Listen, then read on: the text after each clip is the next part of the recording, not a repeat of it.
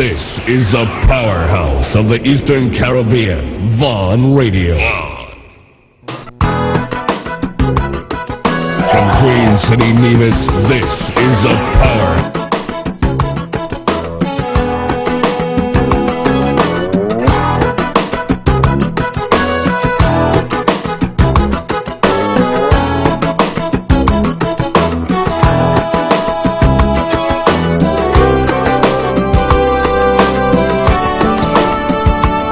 Good evening and welcome to another episode of Talk That Get Results. I am Webbo Herbert, and as per usual we're here every Tuesday evening with something that at least we think is of community interest and or of some concern. And if you think that you have something which fits into that category, you'd like to find out how you can be a part of the program, well, why don't you drop us a line, address it to a Let's Talk program in care of Vaughn Radio, P.O. Box 195, Charlestown in Nevis. So give us a call.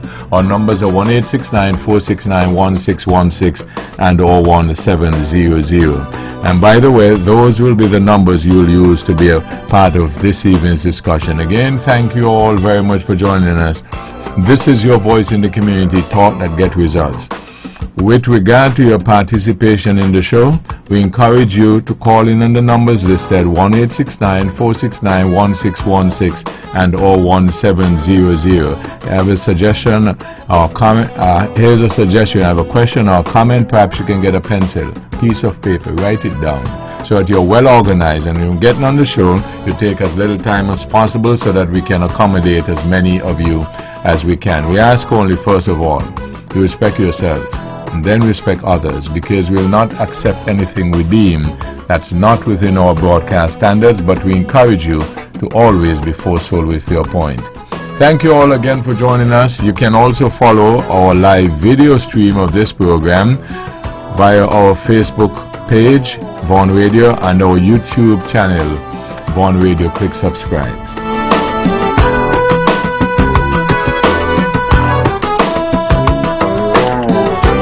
Tonight,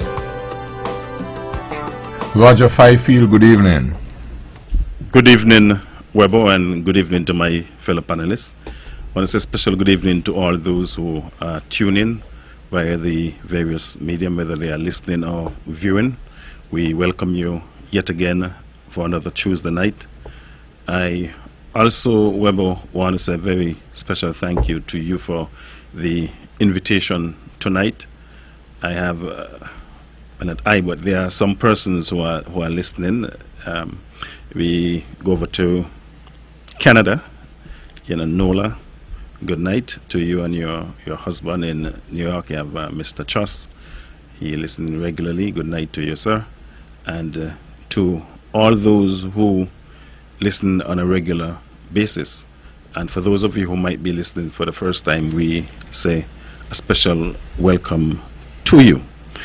Webbo, I want to say good evening to all those who are celebrating, whether it be a birthday or a special anniversary of some sort. We say good evening and hope that you are having a wonderful birthday or anniversary.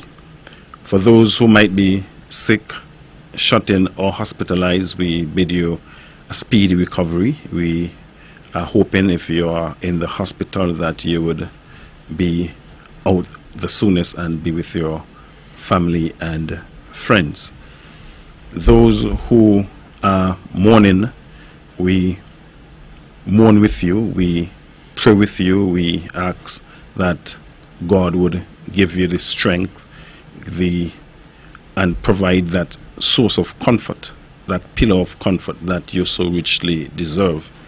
It's not an easy time when a loved one or family member would have passed, and we do understand that. I'm sure for most of us, if not all of us, we would have had a loved one or family member at some point in time that would have passed. So we empathize with you, we sympathize with you, and we hope that you would continue to allow God to be the one that you look forward to for his mercies, strength. Webbo, I want to encourage all who are listening to call into the radio station. This is an interactive program, and as such, we can learn something from you and you can learn something from us. So we are hoping that you would engage us, and this program, as per usual, would be a fruitful one. But once again, I thank you for the invitation. Conrad Niall Liebert, good evening. Good evening, Webbo, and good evening to your staff here at the Global Powerhouse. To my colleague and comrade, Mr. Fifield, good evening, and to all who will be tuning into us, and who are tuning into us. A special good evening to everyone this evening.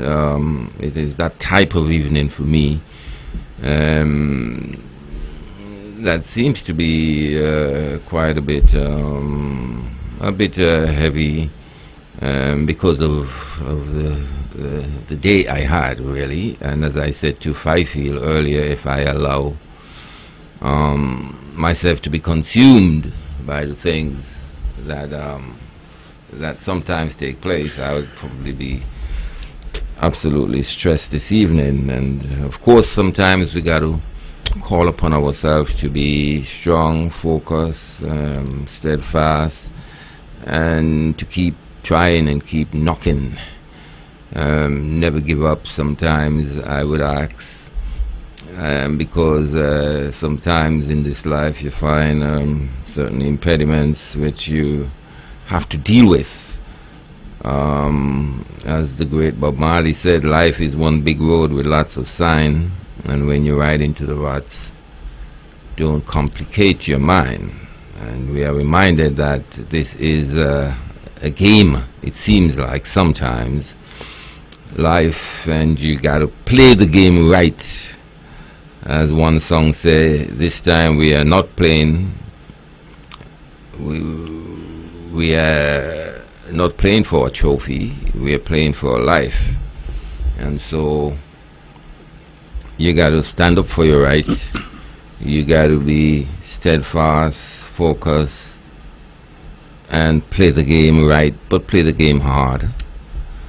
And I wonder sometimes where we find ourselves today, if it's truly others to blame, or we are actually failing to look at ourselves and to see how we interact with people and to see how we come together to overcome obstacles. I think the black man today here in the Caribbean, or the Caribbean population, are faced with circumstances which one can say have brought upon themselves. As I was just told, the great Martin Luther King said that I may not get there with you, but one day we would see that better day, that brighter way.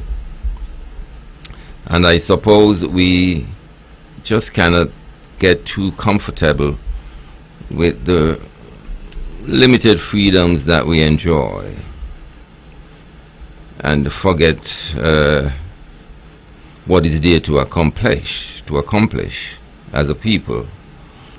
I think our lack of coming together, our lack of unification as a region, and sometimes as an island, have weakened us in a very significant way when we look at the growth and development of our fellow men of other races here in the Caribbean and other places. And so my mind tonight seems to be quite affected by our circumstance and the circumstances that we are faced with as a region, as a people, and as divisions, really. And I'm asking myself, who is to blame? And too long, I think we've been pointing our fingers to someone else, some other race, and a system that is basically imposed on us and surround us, to which we find ourselves have to yield sometimes. And I do think we got to rise to that level where we find ourselves stronger and to be able to maneuver and to realize our potential and taste the sweetness of success, as opposed to feeling that it's all over and the limited freedom we enjoy is enough. I think when we look at ourselves, when we look at our government's intention, not just local governments, but governments throughout the Caribbean, the people are crying out for one thing in particular, which is the loss of their lands in great acreage. Not just a local concern, but in Jamaica and Dominica and everywhere else, as we strive to encourage and to attract investors. And we know not what the consequence would be in the long run, but at least we see it as a short-term fixation, and we are quite willing to take a chance with it. I think amongst us we are lacking the certainty, we are lacking the confidence in ourselves, and I suppose that is a result of our disunity, and that attitude where we work so hard to keep each other down. And I do hope that going forward, that with what we are experiencing now and the attitude of the bigger countries and our sister or brother in the north, we would realize that we can only count on ourselves, and we start to shift our attitude towards a more unified people on a local level, on a regional level, and not just the talk shop which we are accustomed to, really, but to, if it means suck the salt, be prepared to do that, so that we can lay a foundation going forward, foundation that is based on more independent, inward-looking, using up our potential and our resource for the growth and development of our people. Because I think it's got to start somewhere. I suppose if it's not now, we may never start, because it looks like these lands that we are living on can be taken away pretty easy. Our resources can be taken away pretty easy, because of our inability to probably put them to good use, or even to realize the resources which we have. And so we are asking those in government to listen and to act accordingly, and to sow the seeds, and not stop, but be aware that it doesn't all have to come from overseas. We can do a lot better for ourselves. by engaging and involving ourselves in dealing with the resources which we have available. I've been talking a long time. But it's a very serious thing, and sometimes, I do get caught up in it, if I feel. Honestly, I do. And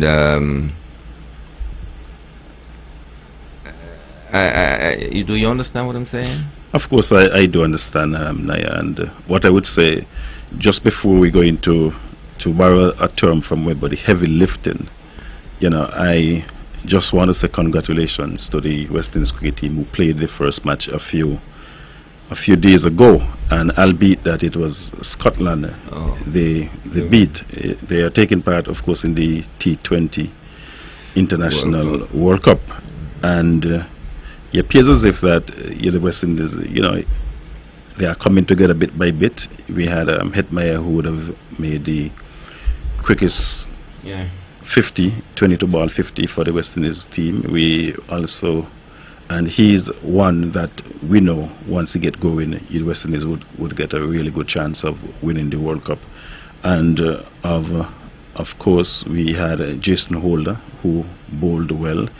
He would have attained 100 T20I wickets in that particular match. And of course, Romario Shepherd, who was really exceptional also. He would have gotten a hat-trick and a fifer in that particular match. So I just want to say congratulations. They play tomorrow against England. This would be, of course, a bigger challenge for the West Indies team. So we would wait and see.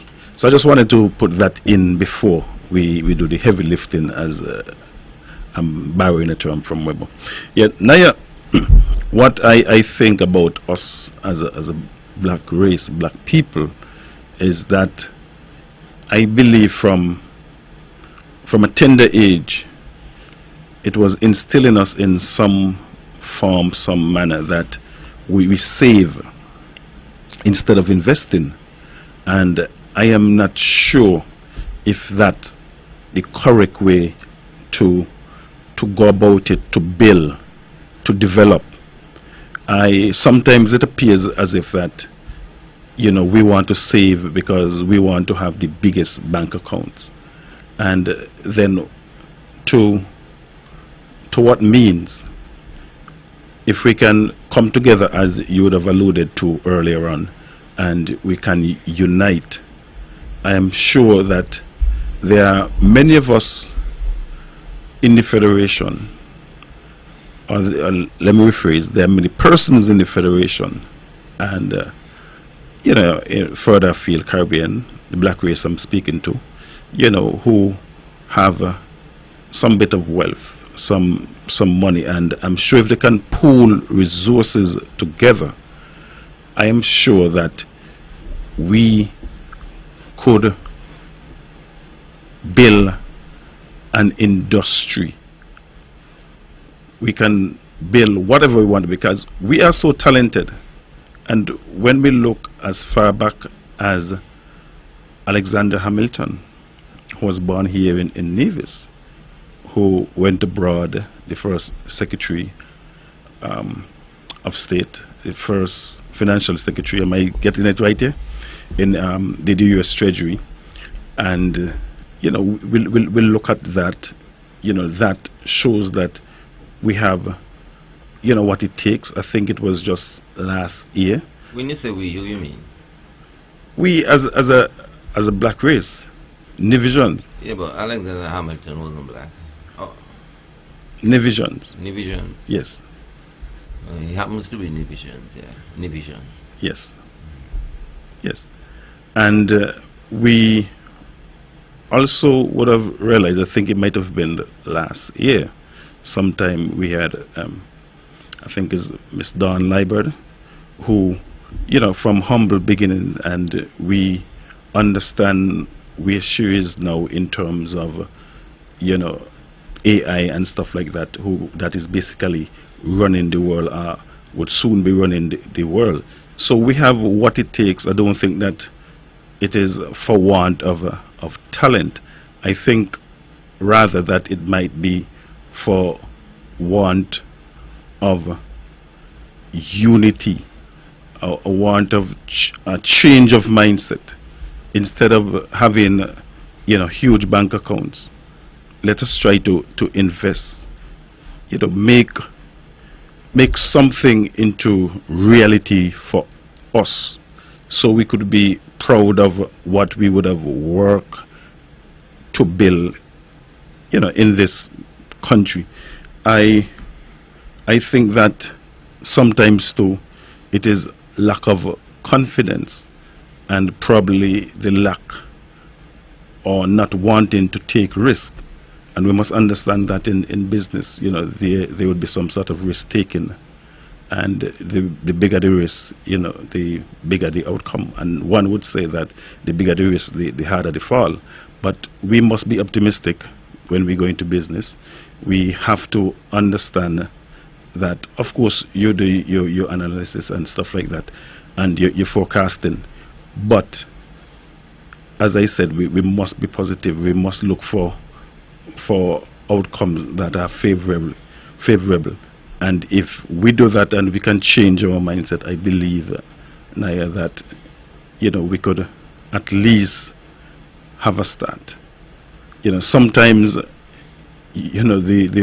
sometimes persons fall once, they fall twice, but it is not the fall or how many times you fall.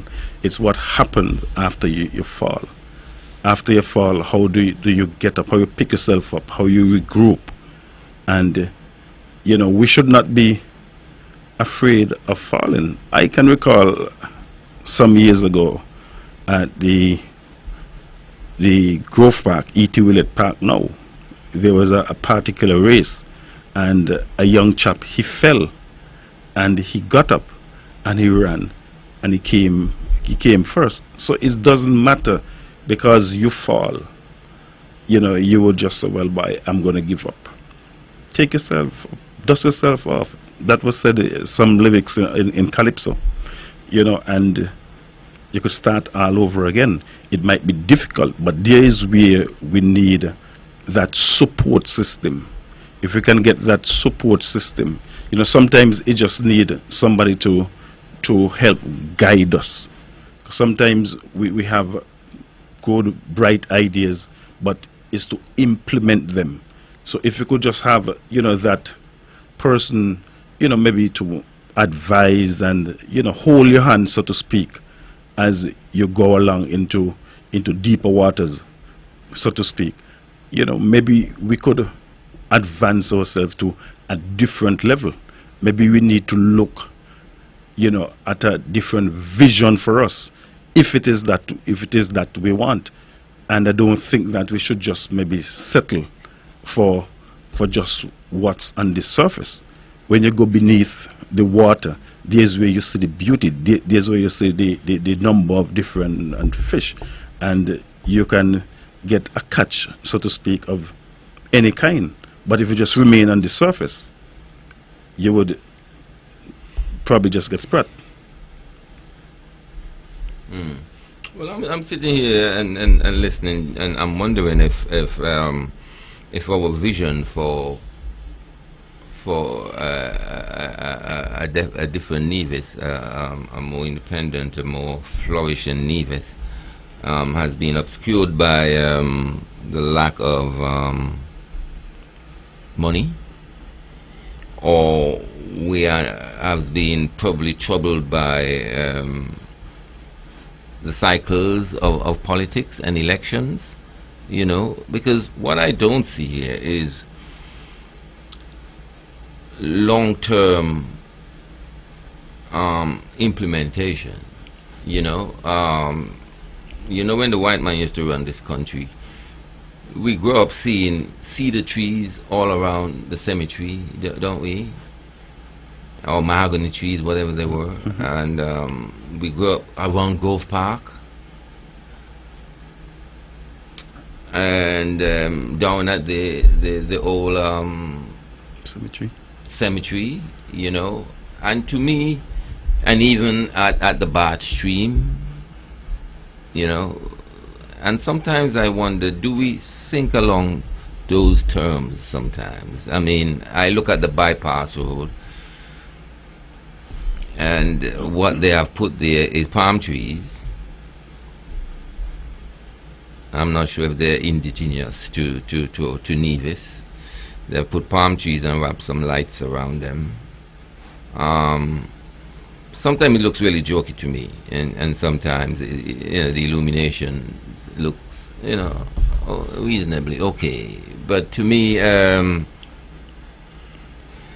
I wonder if we sometimes don't think of what we have more and highlight what we have and develop what we have. Look, I've joined this program about 2007, and one of my first on that program, I make mention that we should plant mahogany trees in Nevis. Mm-hmm. Now, I've been here now about 17, 18 years. Let me just take this. Good evening, thank you for holding. Good evening, Webbo. And good night to the panelists. Good night. Good night. And good night to Roger. Good night. Yeah, you just give me the motivation to call in, because earlier this evening I had a conversation with a friend of mine, and we were talking about motivation, people to motivate people, and people who have maybe some funds, maybe who have some ideas to motivate, youth around us. And in our village, we have a youngster who being picked for the Charista Games coming up soon. Okay? Congratulations. I don't to know if him. you know about that. We got a youngster in our area who being picked for the Charista Games, so we need to motivate him. We need to get behind of him. A youngster in the Gingerland area? Hello? A youngster from the Gingerland area? From our area. Right down in our area. Okay. Great. I know the youngster. Yes. And he being picked for the Charista game. Yeah, he goes to Gingerland secondary, and he told me he don't really want to run for sports. His sports coming up on Thursday. Because being picked for the Charista game, and we need to rally behind that youth. I mean, I see potential in him from a long time ago, and and he could reach to the Olympics and far ahead if we would rally behind him. So we need to really, pick him up and move with him and see how much we can do with him and help him along. I would definitely have a conversation with him. I know exactly of whom you speak. Okay, good night, yeah. Yeah, thanks. Good. All right, thank you. Well, it's good to recognize some potential, and yes, highlight them and support them. Nevis is a little place, and we should really, because as I always say, it's not the politician popularized Nevis. It's our talent, it's our sportsmen, it's our probably musicians and so forth popularized Nevis. And I think we should always and even in the talented area, I'm going off on something else now, even in St. I mean, when there is a national queen, she becomes almost like a national asset, to be trained for the next heir to represent, and Antigua has that same kind of program, and I think sometimes we should have that type of stuff happening with our Culturama people, our Culturama queen, that when they become queen, they become something to represent a person, not something, a person that represent our island, and she should be seen in that light, trained in that light. And for her ear of representation, she should be really, elated by the support and preparation given to her to represent. And so, I can, see where the caller is coming from in a big way, to support those with good talents. And I think with my open remarks, here's where it starts sometimes. But I was talking about planting mahogany.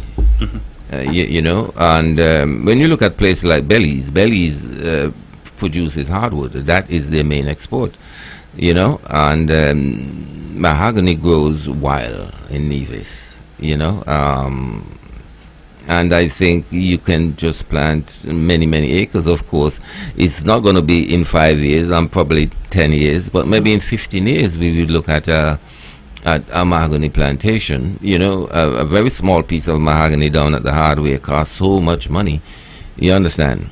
And around that we will develop a culture of skilled people and sawmills and things like that. And you know, just a little bit of a foresight, you know. And sometimes I wonder why we don't think long term, you know. Sometimes we think too short term, you know, quick fix. I know there are other areas governments are bending on, you know, financial industries, you know, and I've been hearing all kind of talk about this cannabis industry, and you know, I wonder sometimes if that's the only thing they can talk about sometimes, you know, because what are they really talking about, you know? Because I've been to Canada a year or two ago, and in the winter, you know, there's a long line of people gathering in Montreal City buying cannabis from a government office, you know. And if that's the industry they're talking about around here, well, go on with it. You know what I mean? Let government sell ganja, sell cannabis, you know. But the laws are so obfuscated that it looks like no one even understands what is going on. I read the newspaper this week. A young man, he's been charged $18,000 for growing 14 trees. Now, you can grow 6 without being troubled. I think it's 5. A 5 or 6 without being troubled. I think it's 5. But this young man was caught planting 14 trees, and he's been faced with an $18,000 fine. 2,000 for each over the 5? I don't know. $18,000 fine or 2 years in prison. You know, that's the same tree they're trying to build this massive industry out, according to them. But what industry they're talking about, really? Now, if government want to say they're doing something with cannabis, go on selling it. Legalize the herb. I think is one thing me and the Premier, and I hope I'm not, you know, can agree on. He said to legalize it. All these stipulations and round the corners and bends and all kind of things, it's just confusing. There are many countries in the world that have done that. I can't imagine a young man, where you going to get $18,000 from? Because he planted 6 more trees than the allotted amount. Or 2 years in prison. So really, so the government can plan a plantation with 2 million trees, okay, for them to sell. But somebody can plant 12 trees. The laws are so confused. They say that if somebody smoke in the public, you can give them a ticket. I understand no ticket has been printed. You know, so people smoke everywhere. There's no ticket book. You understand? And so they have to make sense of all this. Make sense of all this. But what I see when a young man have to come up with $18,000 because he plants 6 more trees in excess of what is allotted, or face 2 years in prison, I said, well, something is wrong with that. Something is wrong with that. Of course, you can't tell the judge or the magistrate what to do or blah, blah. But I think the laws that surround the whole cannabis thing, you understand? They are more problematic, confused, troublesome, and they cannot be effectuated. You understand? Because the infrastructure have not been prepared. How are you going to say if you catch a man smoking in town or anywhere in the public, you give them a ticket and there's no ticket book being printed? So what's the cause of that? How But difficult? it's somebody just making joke. Somebody just making joke, as far as I check. You understand? But I'm not getting too deep in it because we are talking about industry. We are talking about coming together, pooling finances, and doing things, you know, that can, you know, advance the island. We're talking about inward looking. And how feasible is that? Now, some white folk come to Nevis once upon a time, buy all the old houses and put them up on some land and have a hotel. Buy all the wood homes, broken houses and fix them up. You understand? And so, but we always almost been told that if we don't have this amount of money, you can't do this. Enough time is the will we're dealing with, and the lack of that will. Yeah? You know, Naya, not to cut you off, but I think I read something, might have been last week, that somebody might have posted that they went to the bank to get a loan for a house, and the amount to pay back, I think, would have been, let me just use a figure, might have been, let's say, 1,000, and the bank turned them down, but now they are living in a rent house where they are paying 1,200 a month. Yeah. So you see, sometimes too, I believe that, well, maybe first and foremost, maybe some of the banking system probably need to change. I don't know in how, you know, they can look at it, how they can tweak it, because sometimes, you know, and I believe too that you would not know everyone, but Nevis is a small community. And if we are speaking to Nevis and of Nevis, sometimes you really know if the person, you know, would be really willing to pay back. And other times, of course, you would not know. I understand that, and that is why you would have to have, you'll have to have it hedged, so to speak, in terms of, you know, who would get or who wouldn't get. But sometimes I believe that we have to look at it and probably do not look at the book solely.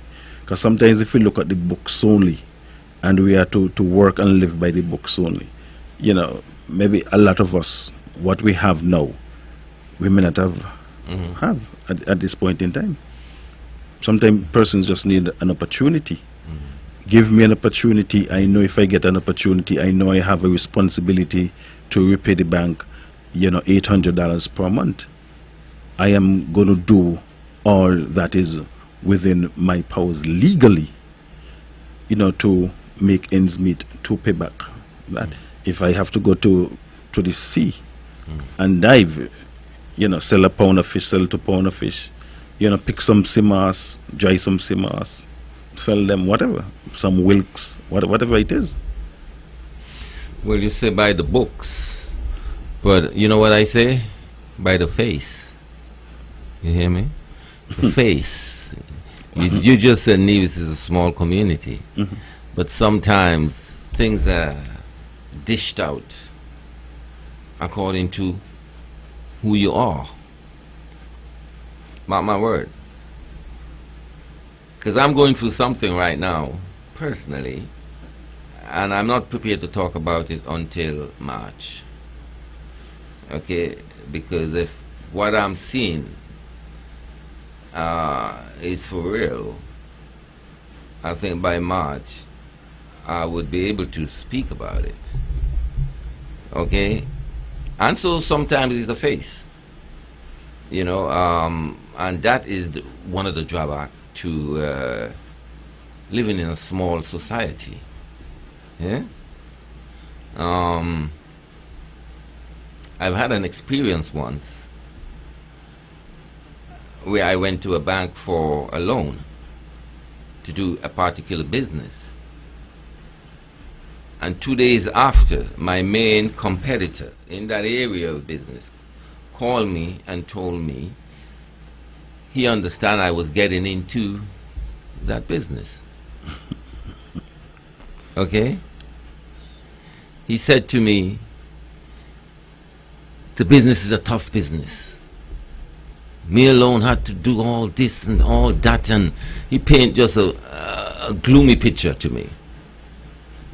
You understand? Mentality. The bank manager called someone who was in that line of business and tell them that Conrad Liebert is trying to get into the business. So he's now telling me he wants to get out the business and he will sell me all what he have for me to start my business. Right? You know? Brother, in the next 3 weeks, that guy triple up the importation, right, of the commodity that I was trying to sell. Triple it up. Not only triple it up, but from the same company that I have researched and told the bank. Okay? Interesting. Interesting, eh? Very. From the same company that I have had researched, and of course in explaining to the bank, all of that was a part of it. From the same company.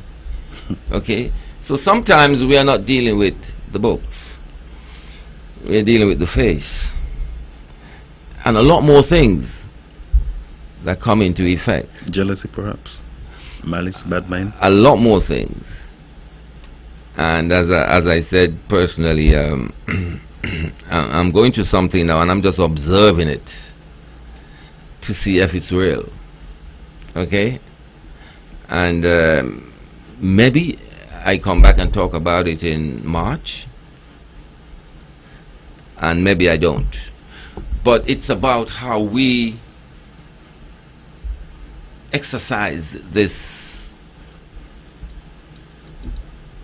prejudice amongst ourselves and create an unequal or unlevel playfield for people to function, for people to make use of opportunity, or to even to make their dreams reality.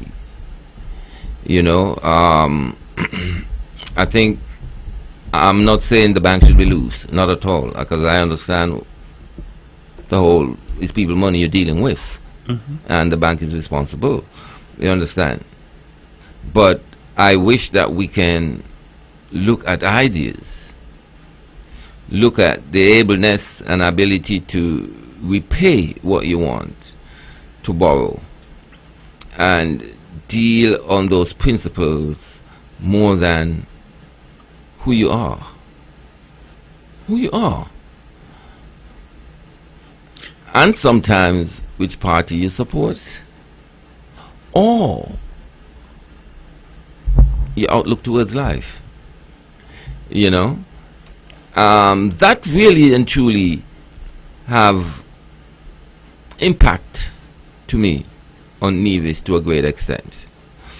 Not just the politics, the way we divide the country, and if you say this, you can't get this job, if you say that, you can't, you know, and I understand the intricacies of government where, you know, certain things are very, you know, what you say, private business, very high profile things, and you can't, you know, let people know certain things and so forth. I understand all that. When administration changed, then the heart of the administration is sometimes, you know, but I'm not one who believe in mass firing of people. You understand? A little country like this, you know, and I also more believe in a freer society. Government are not just there to be felt through their restrictive attitude. Yeah? Don't do this, don't sell on the street, don't go down in the bad stream after 12, you know what I mean? Don't light a fire on the beach. Government should not be felt by just at times restrictiveness to people's ableness and ability or willingness to do business. I think that has crippled a lot of small initiatives there. it has crippled to a great extent the agriculture industry. Because when I travel, I can see it. Farmers want to sell their products. Okay? Farmers don't want to sell their products to no ton hand and then the ton hand sell it. You understand? So when I go to places, I see the streets. All up to 8 o'clock at night, people still selling yam and potato here and there on the streets. Now in Nevis, they give them Tuesdays and Fridays. And they're now only one vendor in Charlestown. And another illegal one, because she seems like she doesn't be under corner there anytime, you know. And then I hear the people them say, Guyanese, a takeover. Because the vendors that I'm talking about are Guyanese. And I'm in support of them 100%. To market their products. Government have to be less restrictive. I got on the beach and I see a sign down there say,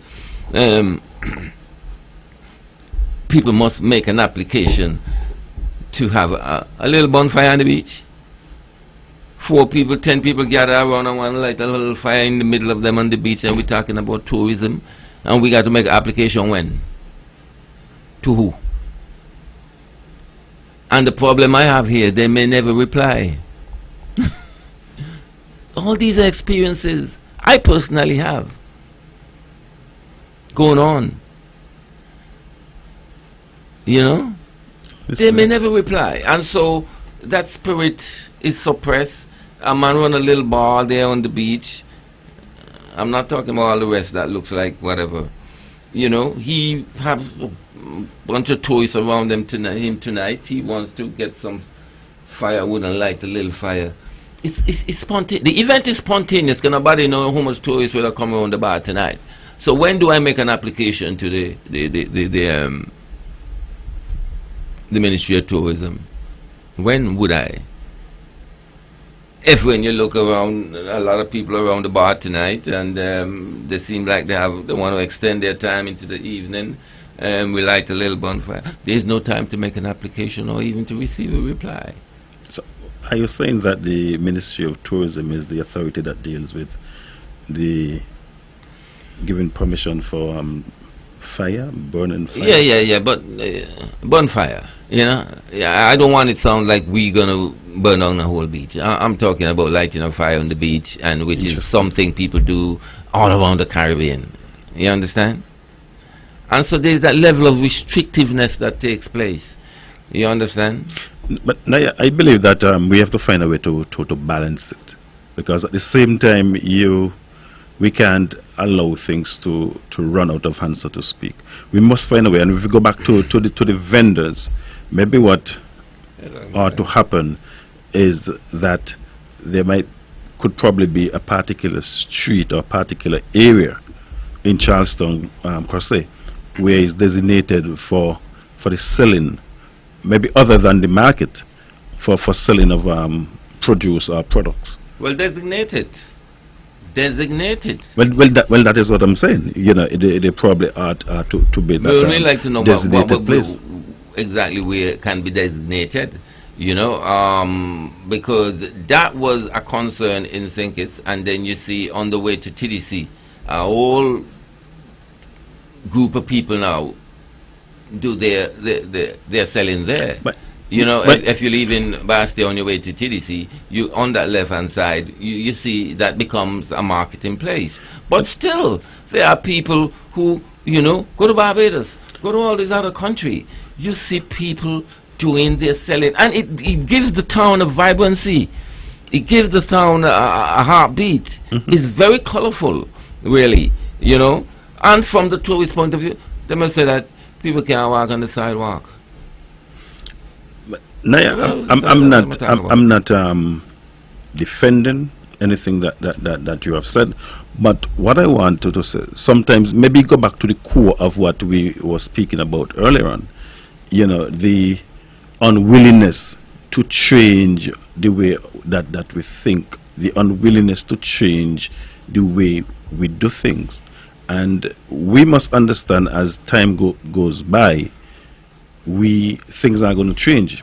things cannot remain the same. And we have to understand that and be of a mindset that, hey, I am willing to change. I'm willing for change. And what kind of change you're talking about? I mean, to free up or to be restrictive?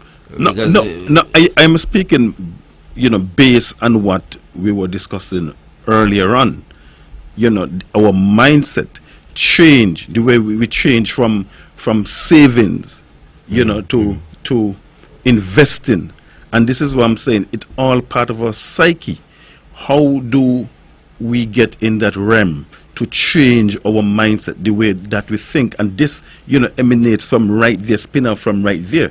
Because we have to take things, in perspective and, in stages. We got to take things in stages. But you see, it's the stimulus, it's the atmosphere that is created. If what I'm talking about here is something that can happen, whereby we see a little more people being allowed to sell their goods, on the side of the road. Nothing wrong with that. What that can lead to for agriculture, what that can lead to certain people aspiration, Now, okay, you go by the big supermarket, you could get everything that come in the container the other day. Today's Tuesday container, move in all kind of stuff in the container for us. You understand? For us, all the big supermarkets. I mean, who's making the money? You understand? I mean, where the growth and development is really taking place for the everyday farmers on island. It's not happening. It's not happening, and so we are consumed by that trend, which becomes the norm. But maybe it's simply coming from, not in a total way, but a percentage of it is coming from the lack of individuals not being able to market their own products, agriculture products, on the street. So I want to say on the street, I mean on the side road. I understand. So are you suggesting that because persons do not get to sell on the street, they turn their backs on agriculture? Oh, well, that stifled the development of agriculture to a great extent. It stifles it. Because every farmer want to sell their product, brother. Every farmer want to sell their product. I've seen it all around the Caribbean. In a massive way. You know what? But you go to a town, Charlestown. Nice little town. A white man asked me the other day if it's a holiday. I said no.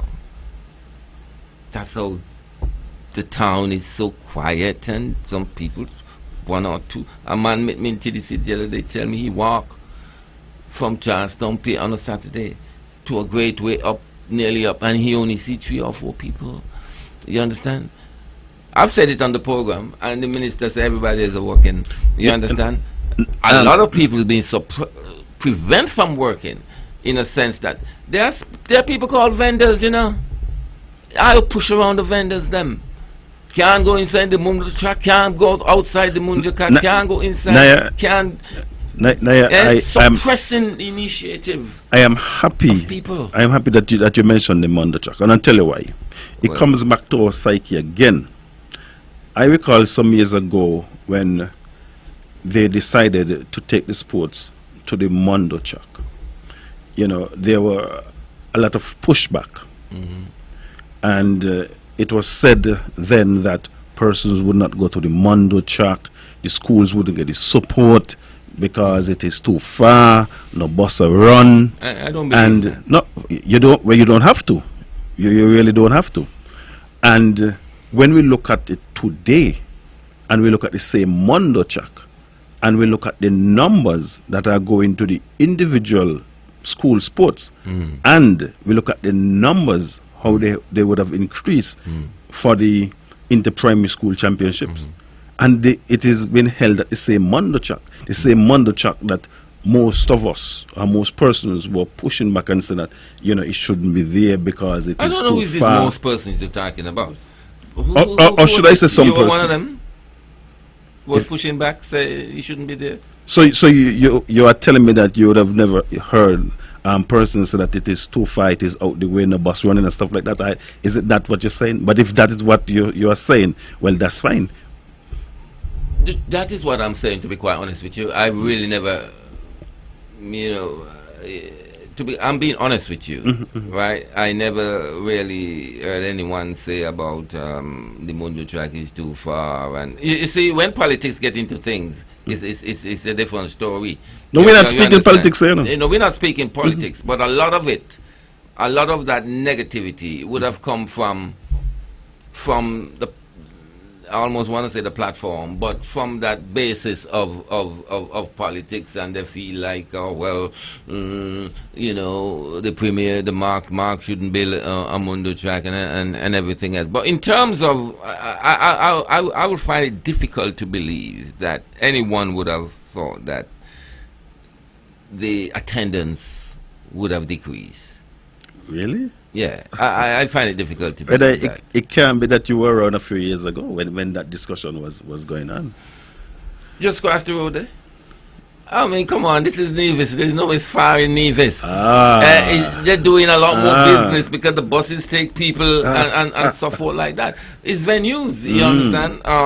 So I really cannot buy into that. I'm not saying it haven't been said. I'm not saying that. You know what I'm saying? I understand. But in my little circles, my circle is kind of small sometimes. So what would turn off vendors, you know, if they were to, let's say, move from Main Street, Charleston on the sidewalk, to maybe, I know this is kind of a far out the way, but I'm just using it as an example. Well, maybe it's not too far out because you said no way is far in Nevis, but because of the location, you know. But I'm just going to use it as an example. Maybe Featherbed Alley. Featherbed Alley, where is that? Featherbed Alley? I don't know where is Featherbed Alley. Sorry. That's in Charleston. Yeah. Yeah. Which alley in Charleston is Featherbed Alley? To the back of the old health center. Oh. Okay. I'm just using this based on your argument. But such you know venues, that no way is too far. Great, but such venues can be created. If you say that we're gonna block off these streets here, you know, Monday, Tuesday, and Thursday and Friday, at least that's 4 days. But if you say people only can come on street Tuesday and Friday, come on, that cannot create a livelihood for anybody. You would get frustrated and get out of the business. But we have to understand that it is not a one track. Because if you were to block off the street for 4 days, then the motorists, I'm sure, going to push back. The motorists push back where? How much car go around the Featherbed Avenue? Really? You know, push back where? I mean, you see, look, there are many places in the world that pedestrian walkway. Pedestrian walkway. You know, permanently so. That always a marketplace. It's always a marketplace, you know, a marketplace of everything, not just food and provision, people that play music, and you know, I mean, it's that kind of atmosphere. There's nothing wrong with that. Maybe now we probably need to look maybe a little out of the box, and maybe what could be created, you know, is that environment where vendors could sell, and probably have that music, you know, to go along with to create. Well, now you're talking. And to keep persons' interest. Even if they're going to come around. If you come around and you spend 10-15 minutes, you'll probably buy a bottle of water, you'll probably buy a drink. Man, that's what we're talking about. We're talking about tourism, man, and create the vibrancy and the atmosphere, man. You know, that's what we're talking about. That's what to me is lacking to a great extent. You know? It's in Barbados, you know, it's in St. Lucia, you know, that type of vibe, you understand? And And we need to, of course, let the people know you can extend time. You can extend your time. Town doesn't really have to close for 4 o'clock. You know, those who is in the commercial world of buying and selling. You know what I mean? The question we have to ask, why town close 4 and 5 o'clock? And is it our mindset that after a certain point in time, follow me, after a certain point in time, we must pack up and go? Now, when we look at yesteryear and we look at the vibrancy of Charlestown on a Saturday, and we to compare to now, yeah, I can recall, speaking to persons who used to run bus, and they used to say to me that Saturday is the payday. Everybody goes to the market. So what happened? Well, have changed? This is the question that we have to ask and address. I believe that what might have happened is that more persons are working in Charlestown now, and instead of persons shopping on a Saturday like yesteryear, persons basically, shop any day of the week because they are in town and they can pick up, their shopping, so to speak, on any particular day. And then you would have spoke to the ships that comes in. Tropical normally comes in on a Tuesday. I think it was in port today. So persons now would probably want the quote unquote fresh products, fresh fruits From America and Santo quote Domingo, unquote and Santo Domingo. off of the shelf tomorrow Wednesday. So you would probably find a lot of persons maybe going to the supermarkets maybe on a Wednesday or a Thursday. Maybe what could happen, like in some places, maybe what they can do maybe on a Saturday, they could probably have some reduction in their products, maybe to entice persons to come, not just on quote unquote when you can get the fresh produce, but maybe on a Saturday, because supermarkets even open on Sunday now. Instead of just being opening for convenience, you want persons to come in. So maybe on a Sunday or on a Saturday, you say, if you buy 2 of this particular product, you get 1 free or half price for the next or something like that on a particular day. That might be slow. And if that happens, let's say on a Saturday, which is more slower now, at least for the busmen, in my opinion, then you would find now that, the supermarkets or the vendors, whoever the business persons are, they would now get more persons coming to patronize their business. And you got to remember that it is not all of the patrons drive. So what would come into play here now is the buses. The bus driver would get a part of it because persons want to be transported to the business places. So we have to look at it, in my opinion, in a holistic way and not just at a one-track way. And we can probably, bring our creative minds together and, see how we can, build, that environment. You get something on the shelf, it is off. The rate of turnover, I think it's key. And sometimes too, maybe I'm jumping here and there, but sometimes too, what I find is that persons who trade, persons who sell, they have a particular product, in my opinion, way too high. And I believe I can say way too high because I believe I kind of understand maybe how, to a certain extent, how these business people look at things. They would take all their costs, and of course, whatever their markup is, they would add it to come up with the selling price.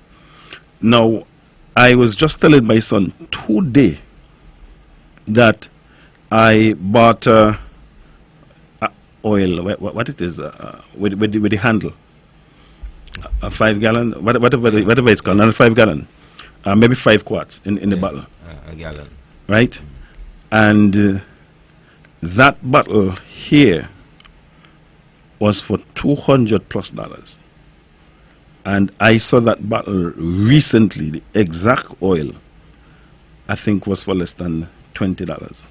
Now, I understand somebody is going to say, yeah, you have to buy it, you have to ship it, you have to pay customs, you have to pay for your freight, your inland transportation, and all of that. But I am saying, You said for $20 where? in my recent travel, Okay, say that. You missed that part. elsewhere, Okay. you know, and I am saying, you know, to me, you do not have to try to make a profit, the overall profit off of one product. Because you would find that product may very well stay on the shelf for a longer time. But if you reduce the cost of that product, persons are going to buy, especially if it is something that you consume, because if it is something like oil that I was speaking about, you may not have a need for the oil until you probably need an oil change. But especially things that you consume, you know, you want to probably have a, because you're going to consume it every day, you know, and then some of us may become maybe heartier you eaters. see, in this capitalistic atmosphere, things resolve itself. Okay? The more people selling oil, you may realize that the price comes down a little bit. You understand? And that's what I'm talking about too, as it relates to food. You understand? If more people are selling food, more bargaining is going on. Agriculture products, more bargaining is going on.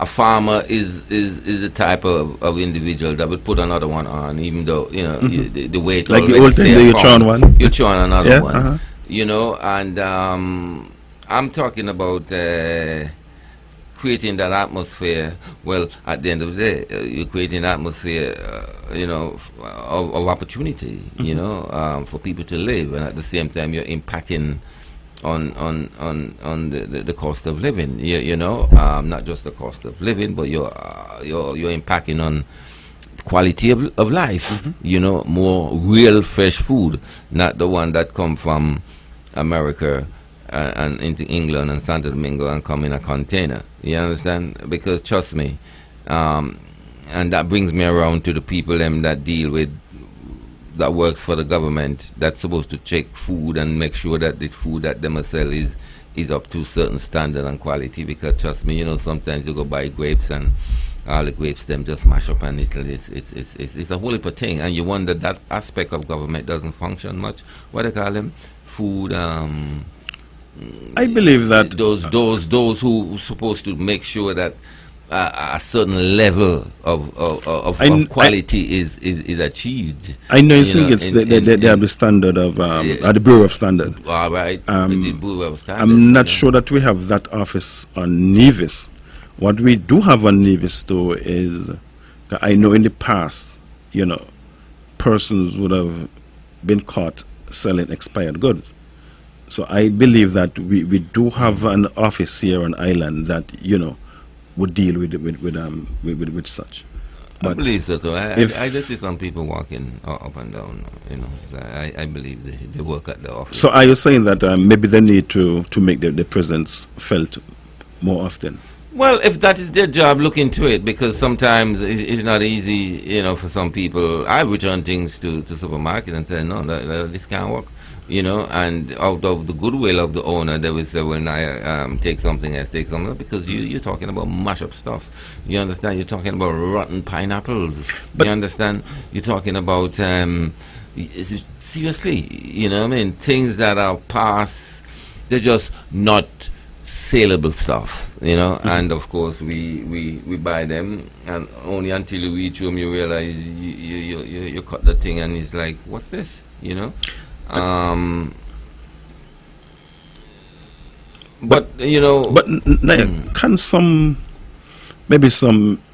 in-house mechanism put in place, like for example, a particular business house would have a designate, you know, someone, a few persons, you know, maybe to go around and check and see the quality of the stuff before it is actually packed or put on the shelf.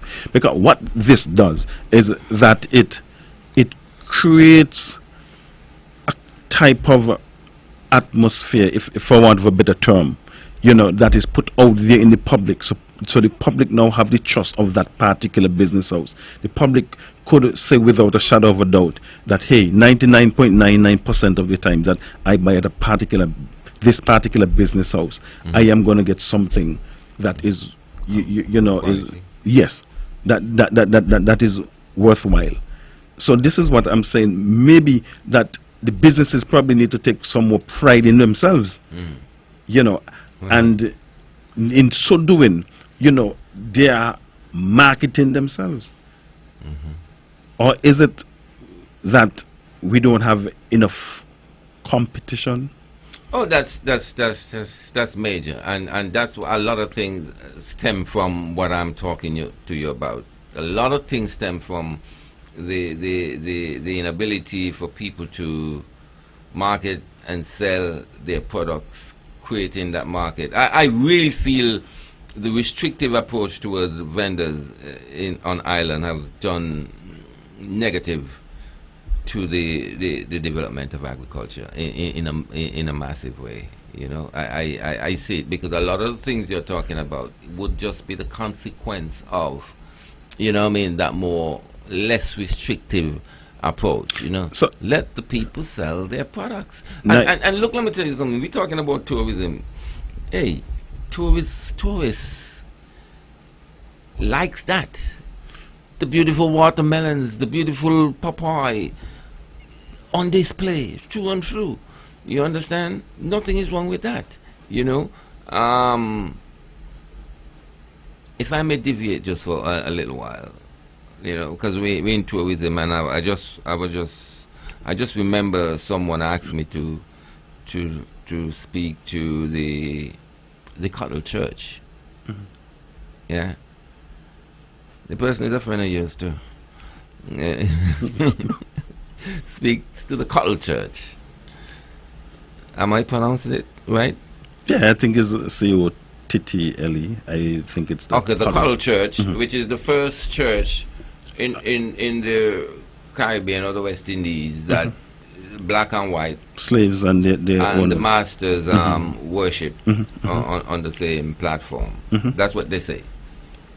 You know, and they're saying they wonder why the government doesn't fix that church up. You know, because you go there and the walls, the stone walls, are held up by plank of wood and all type of stuff, chacking them up. The guy was a former builder, and he wonder why. Because he say all these churches, all these Anglican church, you know, seems to. He draw an example of English Harbour in Antigua, how they have restored these very old buildings. What do you think about that? I really think that is a good idea. You know, whoever thought of that idea. I believe that, you know, to do some restoration work on the Cottle Church, to bring it into a manner that is much better than what it is now. What I believe that can happen is that we can attract more tourists.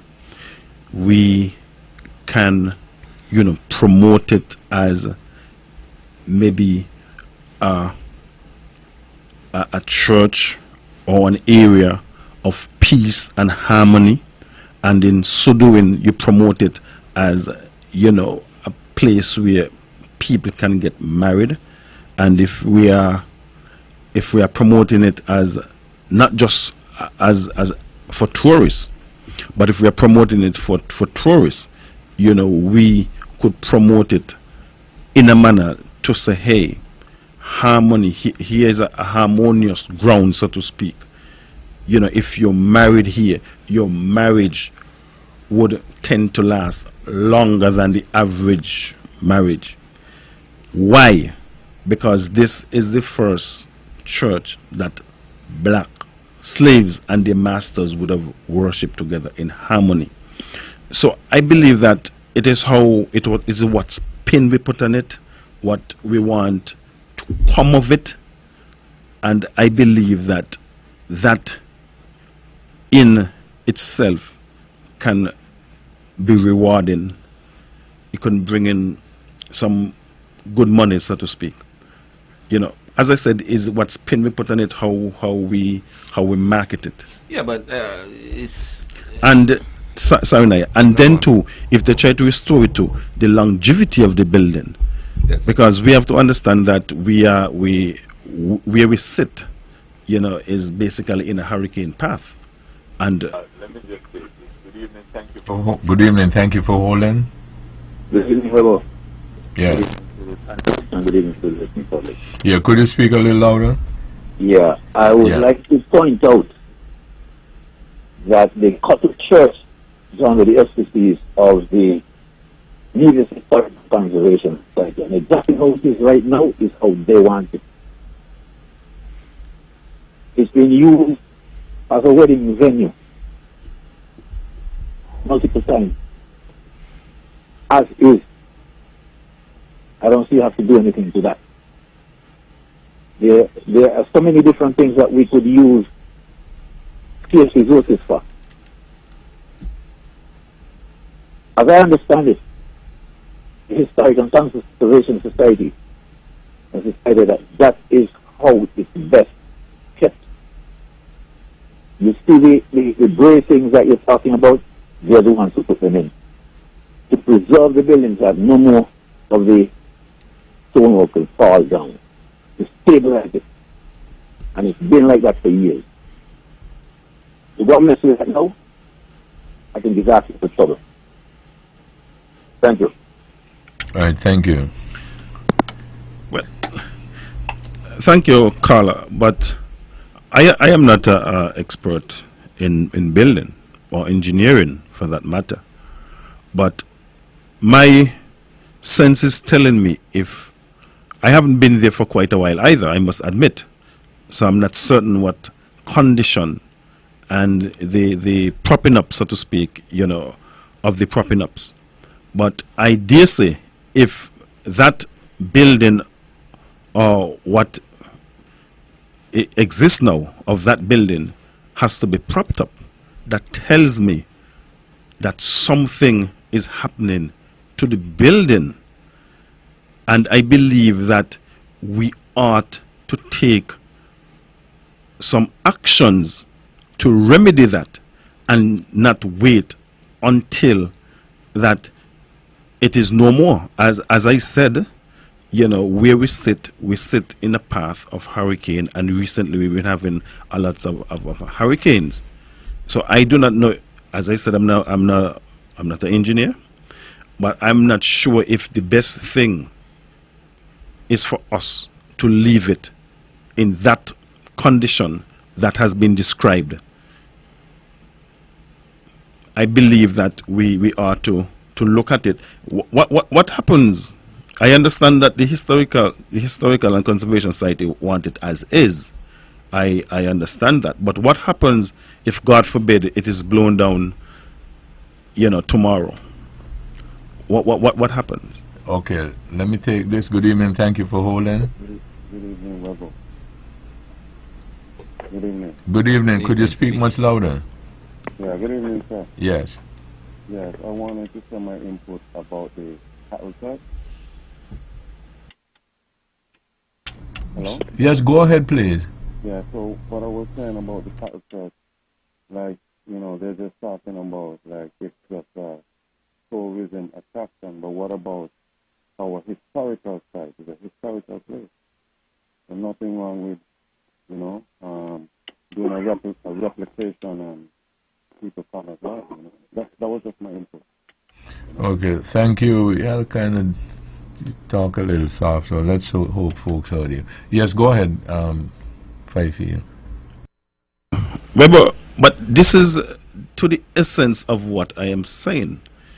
Do we want something that we could have for the next 20, 30, 40 years? I am saying that we are living in a time now that we can fix the remnants of that building and put it in a position that resemble what it was yesteryear. there's so much craft and art now that can go into it. If we into what, the Cotton Church? yes, Okay, to just hold. Good evening. Thank you for holding. Good evening. I think that the whole idea in discussion should be about authenticity. Okay, whether it's vendors on the street or preserving old buildings, we have to be very careful with both in terms of, for instance, vendors on the street. As was mentioned before, someone asked if it was a holiday, because the place looks so dead and sterile. We don't want our main city to look sterile. We want it to look vibrant, and there's economic activity and so on, right? But what I think should happen is some kind of regulation still.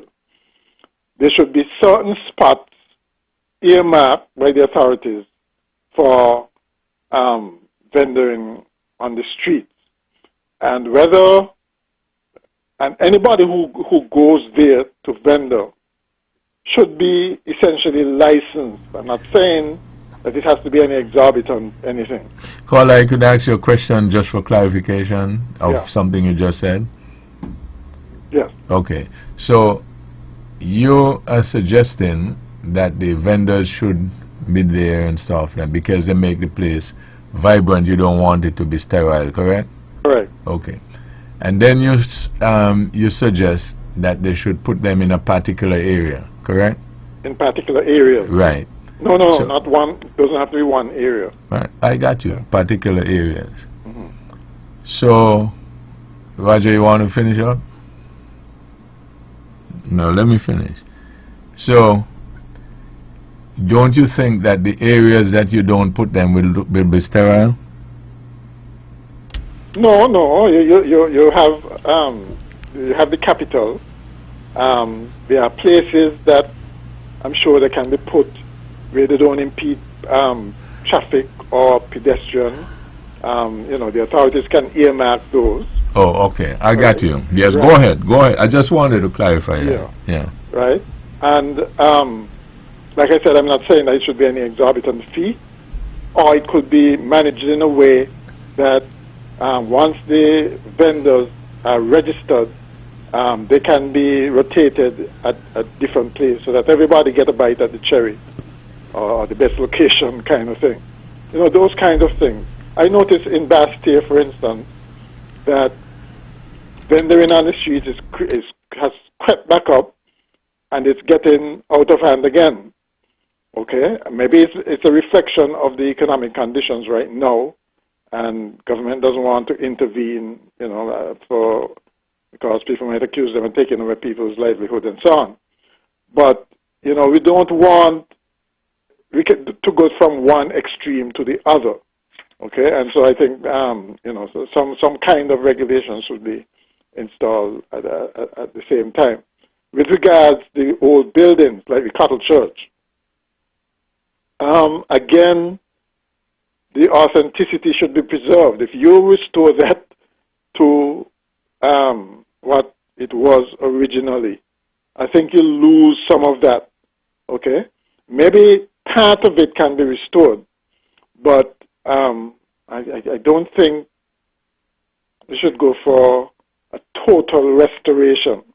It might look too modern, if you see what I mean, or too fake if you have new stone work and, that sort of thing. I always remember, for instance, the iconic photo of Brimstone Hill. Don't know if you all remember it, when you had the red stone arches. When you took a picture of Brimstone Hill, that was one of the features. A hurricane destroyed it, and it hasn't been rebuilt. But what I'm saying is, it wasn't a full building, but it was an archway of red brick, which is very scarce. And to me, you preserve things like that. But certain ruins, I think, they should leave as ruins, like I said, to preserve the authenticity. That's my... Oh, okay. Thank you. I would like to just make a little input and say, I like the discussion in terms of the history and the connection to suggest who we are as a people, to highlight and bring that out. And that is what I like about this particular thing. Good evening, thank you for holding. Hi, good evening. I've been listening to the discussion. Do me a favor, why don't you turn... Oh, sorry. Yes. I just thought I'd call to attempt a suggestion to something I heard discussed about the Cattle Church. Just to remind that I think that the Cattle Church is private property. I don't think it belongs to the Historical Society, or is under the control of the Historical Society. At a ceremony held there last year, about within the last 2 years, which I attended, it was made clear. It was held by the owners, the Chattertons, I think, and it was made clear that the property is private property. It's not government property. So I just thought I would inject that as a potential correction to what is being suggested. All right, thanks much. All right, bye. Yes. Well, that's a good bit of information, but I'm not sure how much that will change my insight on the whole building, you know, and the significance of the building. You know, there's one caller who seems to be celebrating the fact that it's under the due care of the Historical and Conservation Society, and he seems to like it the way it is. I vehemently oppose that stance in a sense, because I believe, I mean, what is an old car that look old? You know, it's basically nothing, really. You know, an antique car that look old and broke up, you know, an antique car that is preserved in the way it was is of great value. And I think when you look at, and I was told, I never been to English Harbour, but it was redone in the same way it used to be hundreds of years ago, because we got the technology today, we have the know-how, we have, it probably won't take that laborious attempt as it was built in the 1700s, because we got cranes and all kind of things. But in terms of trying to achieve, you know, the whole look and vibes as to what it was, it will be a great thing, you know. Yeah, owned by the Chattertons, yes, but it is a historical monument, I suppose, and I really think to have it there with no roof on, no roof, so we know good, we are not skilled enough to put back a roof resembling the roof it used to look like. You know, the stones are there and everything else. To have a big chunk of wall being chacked up by a piece of wood and this type of stuff, and me carrying tourists there to show them what, you know, I would have be ashamed. You understand? If that was restored to its original, you know, state, I would have been very proud to take anyone there and say, this church was built in the 1700s. This church is where the first black and white worship together, you know. But to see it that way, to me, it reflects on our unwillingness or inability to do work of preservation. And you know, now, if I can just cut in here, now, yeah, that's the same very thing I'm saying. You know, we have the technology. I believe that we have the skill set, and for certain the skill set is around. You know, to have that building restored in a way and make it appear to be rough and rugged, so to speak. When we look at But it wasn't rough and rugged, you know? Some nice stonework. Right, but what I'm saying, I think one of the callers would have said, when they put in stones, it would look different, maybe shiny. All So, the stones are there. so what I'm saying,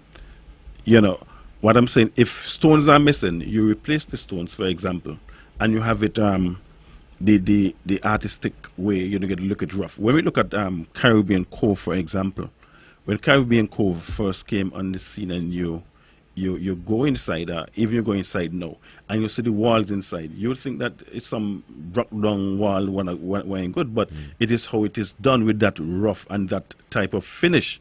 And that is what I'm saying to Cattle Church. We could have that type of finish to make it appear as if, it was yesteryear production. Because I still maintain, what do we want? If it is a tourist attraction, we want it to last maybe just for another 5 years with it being propped up, or we want it to last for another 20, 50 years by restoring it. This is the question we have to ask ourselves and answer. What do we want? We want it to remain in the state that it is propped up, and in the next 2-3 years possibly it fall down. And not just the tourists. You take your family there, you take the schools there, and show them that important part of history. I mean, that's important, because to me, it is what it is, Yes. But yes, preservation, and look, the Historical and Conservation Society, they mean good, but sometimes I feel like they would prefer to see everybody riding donkey in Nevis. You understand? And we got to be mindful of that. You want to restore a stone wall in Charlestown. They might tell you, don't restore it. Least it that way. You understand? And for them who run it is millionaires, and so but sometimes they're very. They are at odds with preservation and continuity, really, and make things looking good. We are the young generation. We are the ex-slaves. We are the new free people of this society. I don't know where this Historical and Conservation Society sometimes got that ranks that we cannot preserve what our forefathers, when they were slaves, built. I mean, look at the Methodist Church, how beautiful it looks, the walls that surround the Methodist Church. And I understand the government had to really, wring some hands in order to do the wall. And, these things will just fall apart and fall in the streets,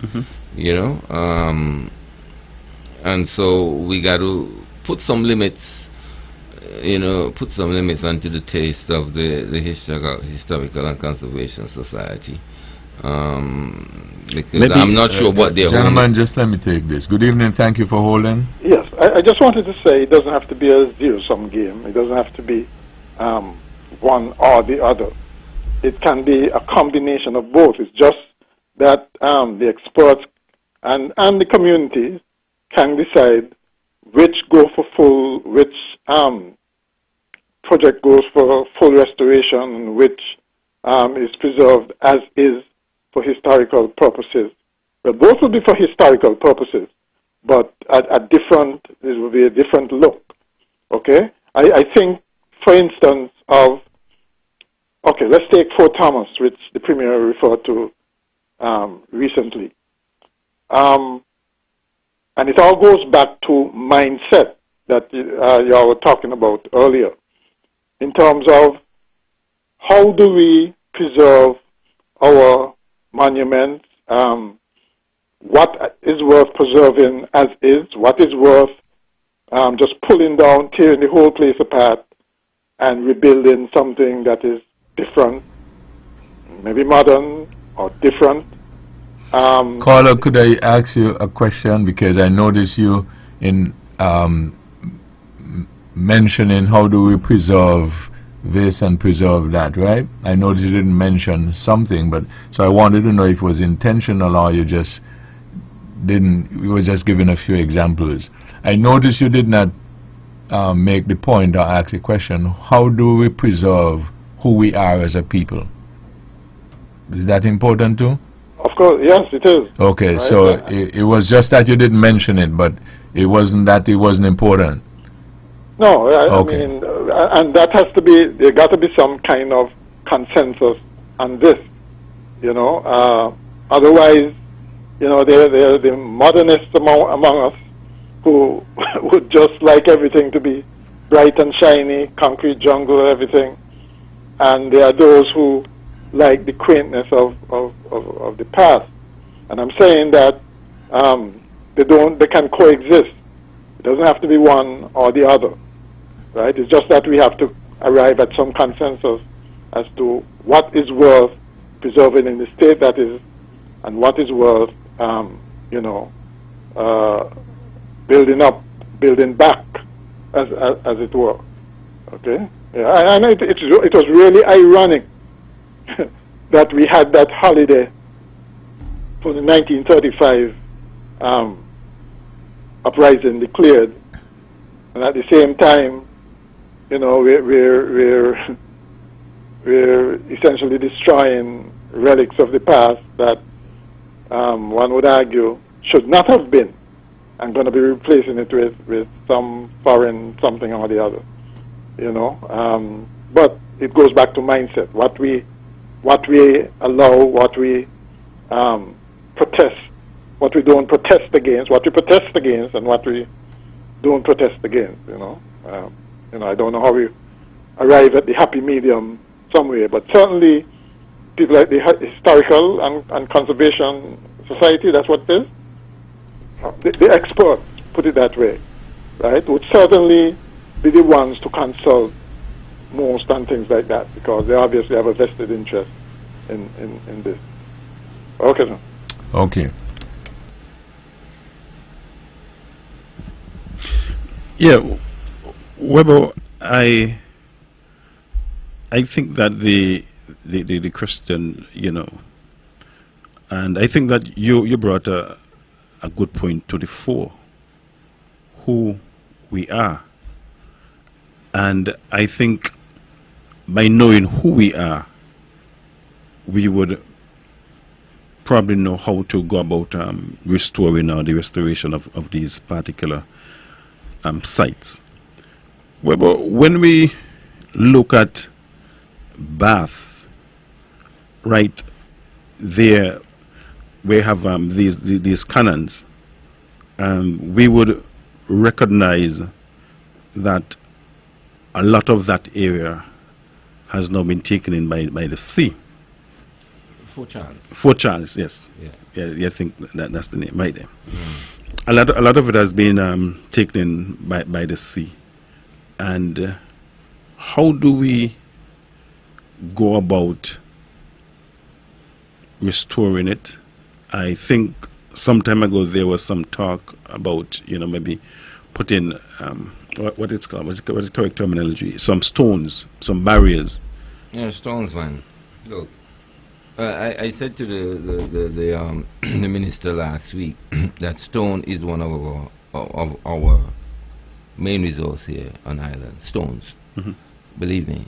Okay, it's really eyesore to see the way Fort Charles has deteriorated. Those buildings soon won't be there. They're actually literally in the water. We got so much stone. So what happened? The new project, the new city they plan to build over there, they're probably going to teach us, if it's going to happen, the value of stones. Okay? Because one of the things where they try to persuade the population about is that the land is deteriorating over there, and the land is not good for nothing, and they're going to stop the deterioration by doing what? Throwing stones over in the sea. We have stones. We have stones can create a city and build an airport right across Charlestown out to sea, you know? And I wonder why, honestly, the government is sitting around and allowing Fort Charles to totally be eroded by the sea. What is the problem? it doesn't really come down to money is involved, of course, but it looks to me like there's a lack of interest, or you mean resources are so scarce. But we have stones, you know, we have stones, and I oftenly wonder, I frequently wonder. Let me just take this. Good evening. Thank you for holding. Good evening. Good evening to the listening public. Yeah, good evening to you, gentlemen. Now, we here talk about stones and the erosion of the land, you know, talk about Fort Charles. But beyond Fort Charles, there's a place where we call Lady Peas. I had seen the land there. The water wash it out. And he's a local man, a local backhoe man, and a local man who drive a truck. Backfill the land. You go there today, you see how the land be. And that they done for years. When the man was doing that, I hear people say, oh, see water going to take it back. It's still out there. We need a chance to build this country ourselves because we could do it. All the individuals has to do, give themselves the chance. And we see we could build this land ourselves, bit by bit. Good night. Good night. You know, Webbo, I recall my mother telling me many years ago that when she went to school, what they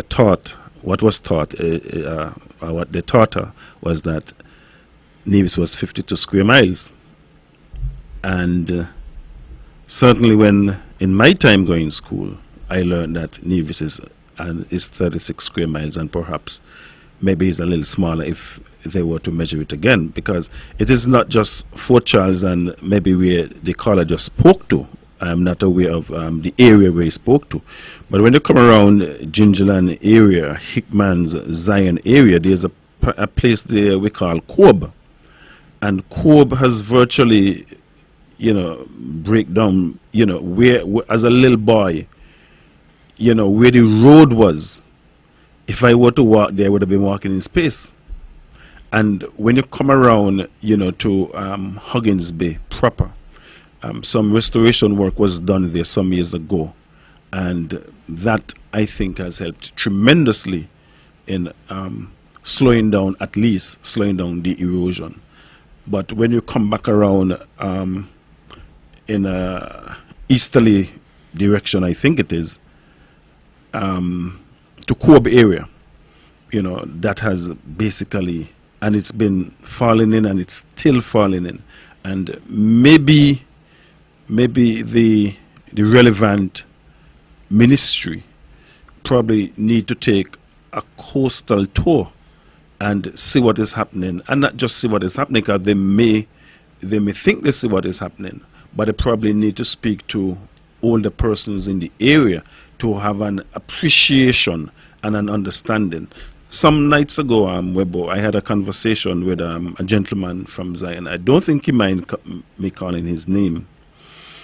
James David, and we had a conversation, and I learned so much. Right there in the Huggins Bay area, it was actually a building that is actually in the water, but I just call it a pier.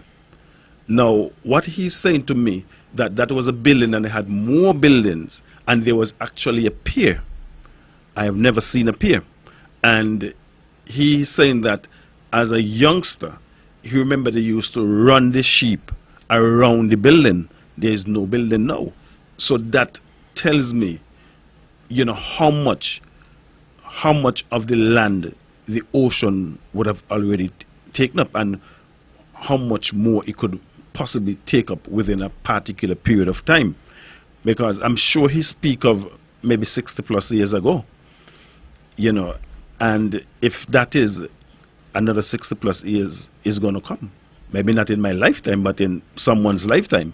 So I believe that we probably need to start to pay more attention. I understand that there's a cost, and someone is going to say, well, hey, let us prioritize and put the finances elsewhere. But we need to look at it. I am almost certain that there is funding that you can get to do certain restoration projects.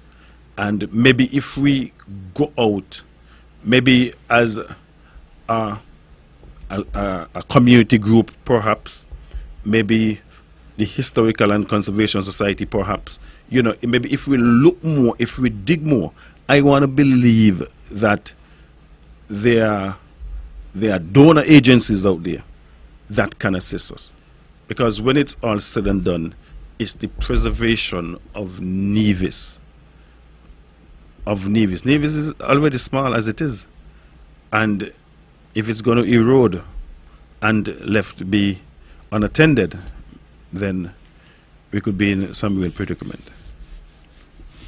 Well, as the caller said, some people might argue that there are areas that badly needed attention, and the finances are limited. But I believe that it doesn't matter how slow you go. Once you keep moving, that's important. And it's not like they have to set out and do things within a given time, but because it's very hard to measure still, even though we are talking about the erosion, how far or how much the land, we are losing the land on a yearly basis.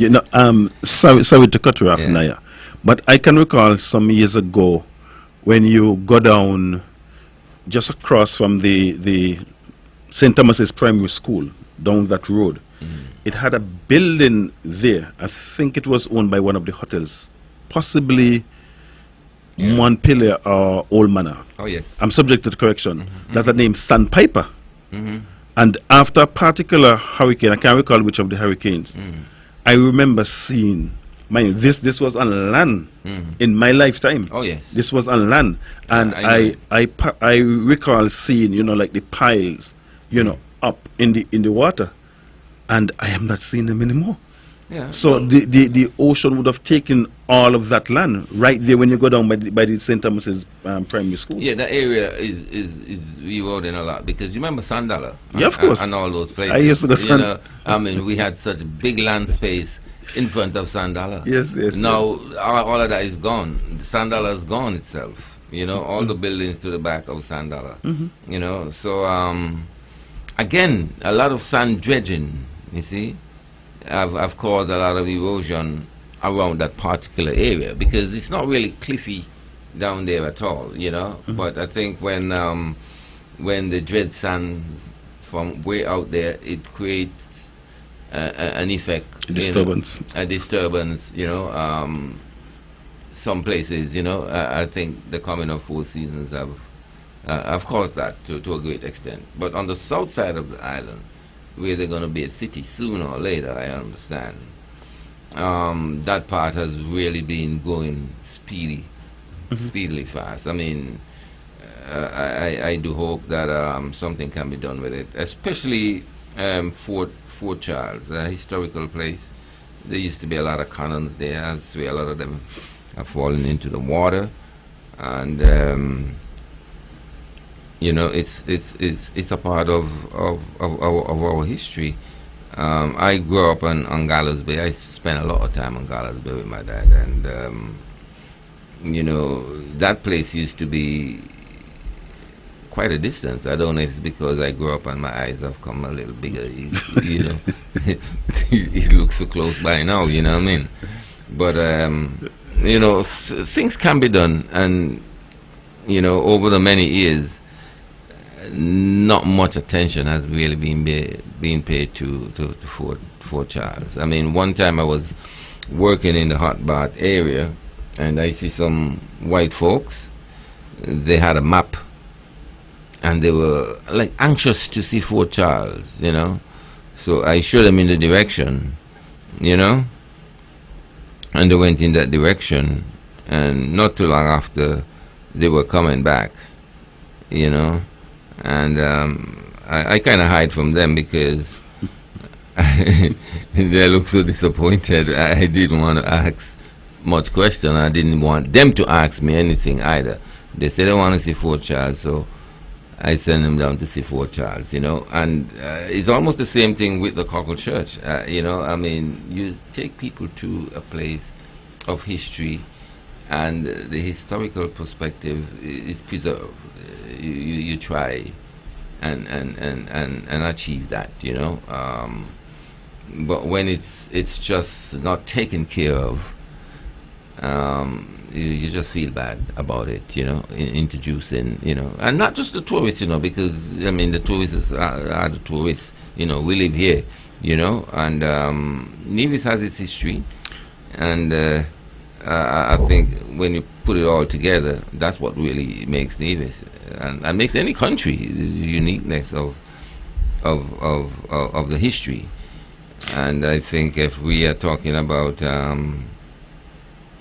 pride and tourism and things like that, we should really preserve what I think contributes to what we consider a beautiful little place.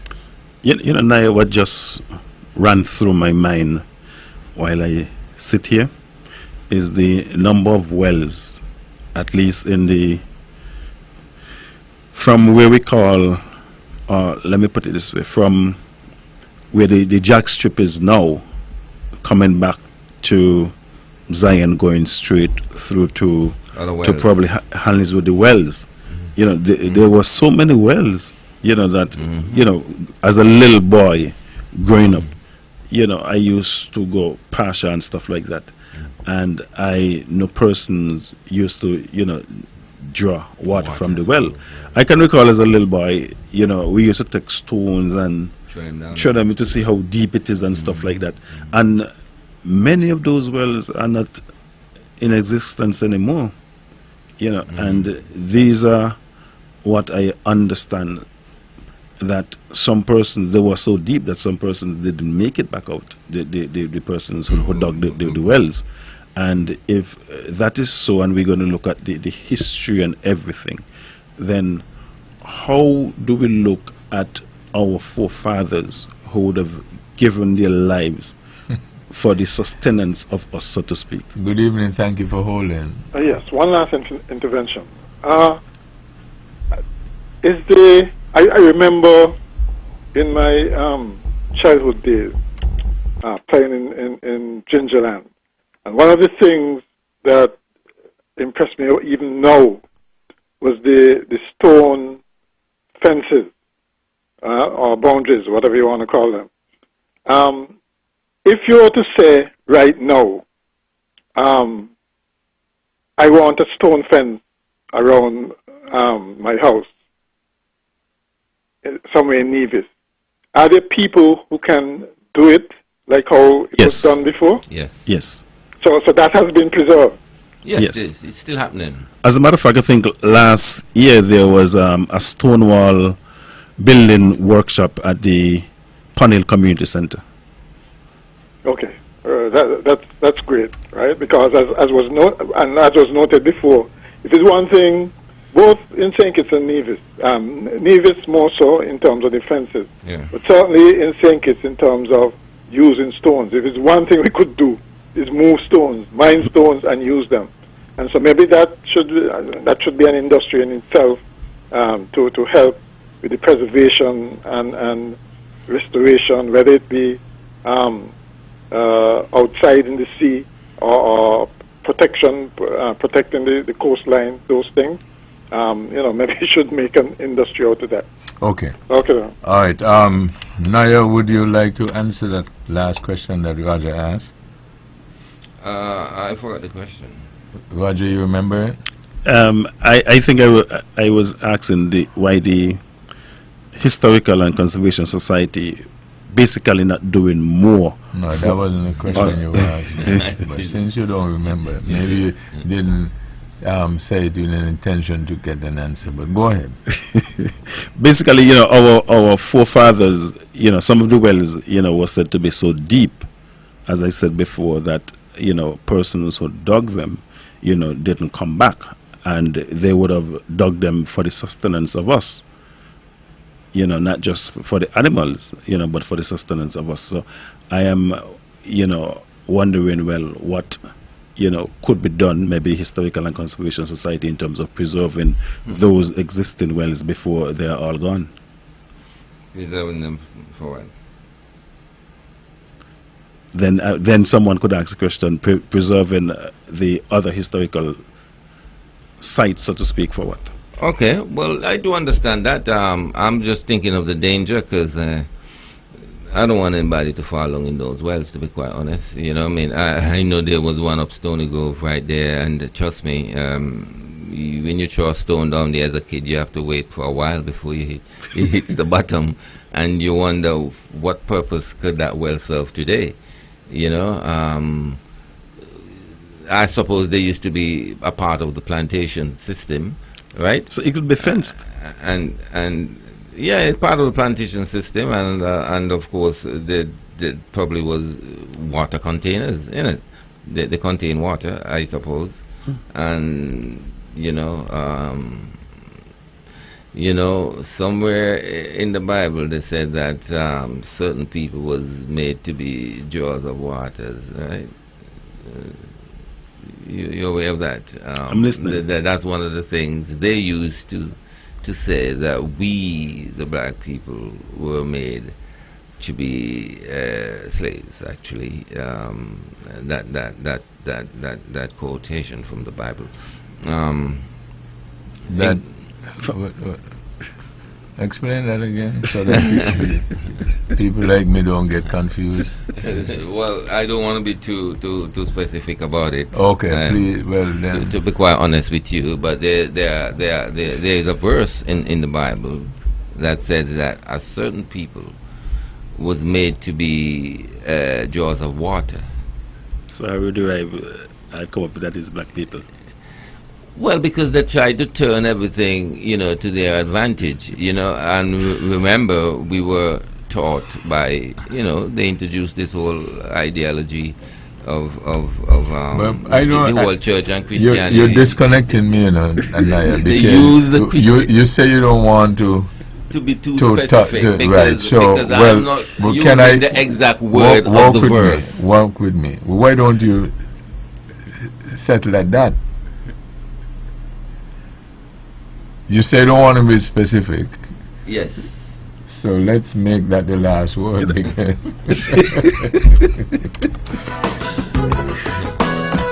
This program repeats tomorrow at 10 o'clock following the VON News Minute. Join the Honorable Mark Brantley tomorrow evening at 8 o'clock for On the Mark.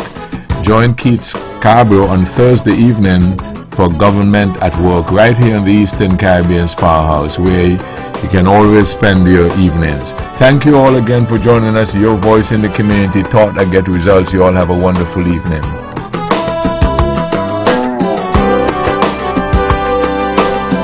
The views and opinions expressed on the preceding program were solely those of the participants and do not necessarily reflect the views of Nevis Broadcasting Company Limited or its advertisers. With all the power from the tower, this is the Powerhouse.